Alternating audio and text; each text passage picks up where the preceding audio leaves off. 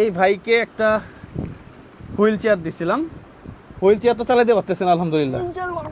আচ্ছা, উনি বসে হুইল চেয়ার চালাইতে পারে। আমি আসছিলাম শ্বশুর বাড়িতে, আসার পরে শুধুমাত্র ভাইয়ের ভালোবাসায় এবং ভাইয়ের যে কথাবার্তাগুলা, এগুলো অন্যরকম। কেন জানি মনে হয়েছে যে জীবনের একটা অতৃপ্তি থেকে যাবে যদি আমি এখানে এসে দেখা না করে যাই। ফাইনালি আপনার সাথে দেখা হয়ে গেল আমার। হ্যাঁ, আমার খুবই ভালো লাগছে। তাড়াতাড়ি এত তাড়াতাড়ি আপনার সাথে দেখা হবে আমার কখনো আমি ভাবিনি। আমার সাথে বহু মানুষ কথা কয়, কিন্তু কেউ আমার দেখতে আসে না। আমার খুবই খুবই ভালো লাগছে আপনার সাথে দেখা করার জন্য।